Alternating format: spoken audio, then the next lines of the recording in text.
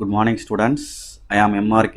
Today, 12th Max class, Chapter 1 Applications of Matrices and Determinants, Exercise 1.1, third sum.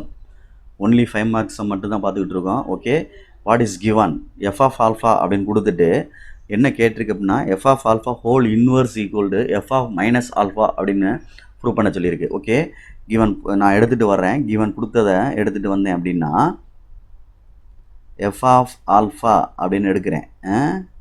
எடுத்துகிட்டு வரையில் cos alpha 3x3 0 sin alpha 0 1 0 minus sine alpha 0 cos alpha. Okay, good. ஒரு matrix. அப்போ என்ன கேட்டிருக்கு அப்படின்னா first left hand side என்ன கேட்டிருக்கு அப்படின்னா F of alpha whole inverse அப்படின்னு கேட்டிருந்தா 1/f of alpha determinant f of alpha into adjoint of F of alpha அப்படின்னு நம்ம ஆன்சர் ரெடி பண்ணணும். இதுதான் இதுக்குள்ள ஃபார்முலா எஃப் ஆஃப் இன்வர்ஸுக்கு, எஃப் ஆஃப் ஆல்ஃபா இன்வர்ஸுக்கு. சரிங்களா சொல்கிறது? ரைட். ஃபஸ்ட்டு வந்து f of alpha determinant value கண்டுபிடிக்கணும். ஏன்னா அது 0 வருதா நாட் ஈக்குவல் டு 0 வருதான்னு பார்த்தா தான் இன்வர்ஸ் வந்து எக்ஸிஸ்ட் ஆகுதா இல்லையான்னு சொல்ல முடியும். இது 3x3. அப்போ காஸ் ஆல்ஃபா இருக்கட்டும், டேரெக்டாக மூவ் பண்ணுறேன். 1 × காஸ் ஆல்ஃபா கிராஸ் வந்து 0 தேவையில்லை. அடுத்து 0 தேவையில்லை. அடுத்து ப்ளஸ்ஸு சைன் ஆல்ஃபான்னு எழுதுகிறேன். அடுத்து இந்த இது 0 ஆயிரும், தேவையில்லை. அடுத்து ப்ளஸ்ன்னு வந்து என்ன வந்துடும், சைன் ஆல்ஃபா 1 × சைன் ஆல்ஃபான்னு வந்துடும். அப்போ ரெண்டையும் மல்டிப்ளை பண்ணால் cos square alpha plus sine square ஆல்ஃபான்னு கிடைக்கும். ஒரு ட்ரிகனாமெட்ரி ஐடென்டிட்டி கிடைக்கிது. சைன் ஸ்கொயர் ஆல்ஃபா அப்படின்னா ஒரு ட்ரிகனாமெட்ரி ஐடென்டிட்டி கிடைக்கையில் sine square theta plus cos square தீட்டான்னு என்னது 1.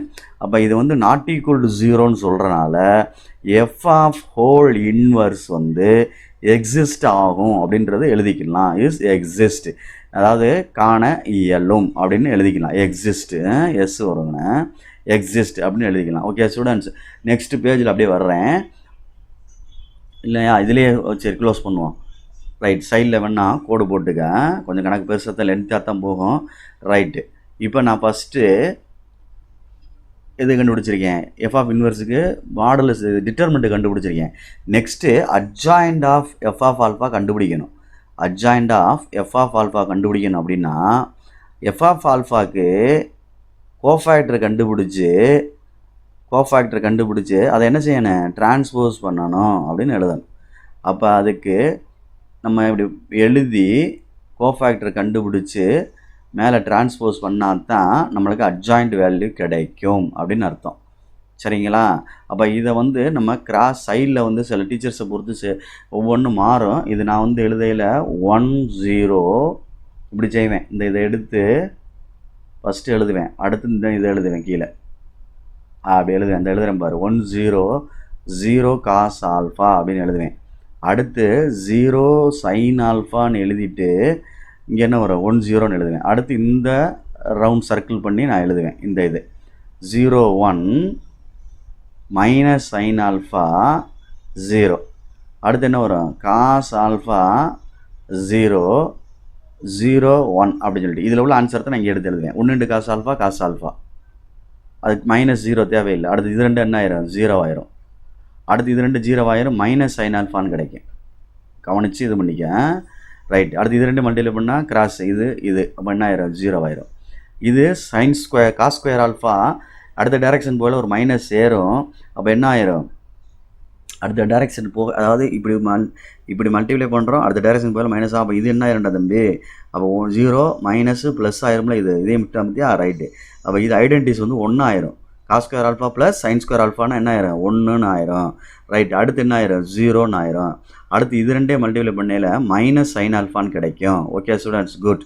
அடுத்தது என்ன ஆயிரும், 0 ஆயிரும். அடுத்து என்ன கிடைக்கும், காஸ் ஆல்ஃபா கிடைக்கும். இதை டிரான்ஸ்போஸ் பண்ணோம்னா இது காஸ் ஆல்ஃபா 0. இதை வந்து இல்லை இப்படி எழுதினாலும் சரி, இல்லை இது இப்படி ரோ மாற்றினாலும் சரி, 0 ரோவை காலமாக மாற்றுறேன், சைன் ஆல்ஃபா. அடுத்து 0 1 0வை இப்படி எழுதிக்கிறேன். அடுத்து மைனஸ் சைன் ஆல்ஃபா 0 என்னது, காஸ் ஆல்ஃபா. இதுதான் தம்பி adjoint of F of alpha. Okay good. இப்போ therefore F of whole inverse அப்படின்னு எழுதி என்ன எழுத போகிறேன் ஃபார்முலா 1/determinant ஆஃப் இந்த இடத்துக்கு வரணும். 1/determinant of F of alpha வந்து 1 தான், இந்த இடம் தான், அதனால் தேவையில்லை. அப்போ இதை அப்படியே எழுதிடுறேன் அட்ஜாயிண்ட்டை. Right. Cos alpha 0 minus sine alpha. Good.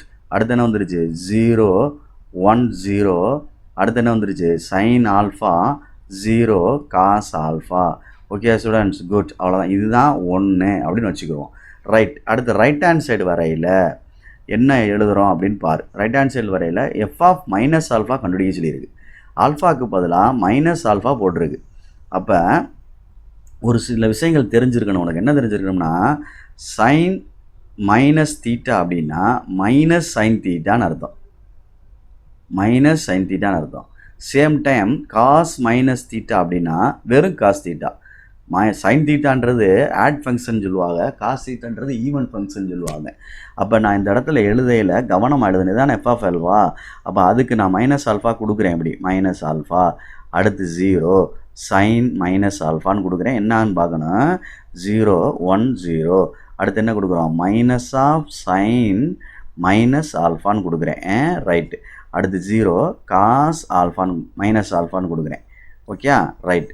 இப்போ என்னான்னு பாரு. மேலே வந்து காஸ் மைனஸ் தீட்டானா காஸ் தீட்டா தான், 0 தான். மைனஸ் சைன் தீட்டான்னு வரும். சைன் மைனஸ் தீட்டானா மைனஸ் சைன் தீட்டா. அடுத்து 0 1 0 தான், அது மாற்றம் இல்லை. காஸ் சைன் தான் மாறும். இதில் இந்த உள்ளே இருக்கு பாரு சைன் மைனஸ் ஆல்ஃபானா மைனஸ் சைன் தீட்டா, இதோட சேர்ந்தா என்ன ஆயிரும் ப்ளஸ் ஆயிரும். அப்போ சைன் ஆல்ஃபா, சைன் ஆல்ஃபா மறந்துடாத, நான் தீட்டா போட்டேன். ரைட்டு. அடுத்து 0 தான். இது காஸ் மைனஸ் ஆல்ஃபானா காஸ் தீட்டா தான், அப்போ காஸ் ஆல்ஃபா தான், அது மாறாது. சரிங்களா. இது 2 ஃப்ரம் 1 and 2 ஈக்குவலாக இருக்குன்னு பாரு. அப்படியே இருக்குது. அப்போ ஃப்ரம் 1 and 2ன்னு எழுதி LHS equal to RHS hence prove. Okay students கேர்ஃபுல்லாக செய்யும், ரொம்ப ரொம்ப ஈஸி சம்மு. Okay thank you students.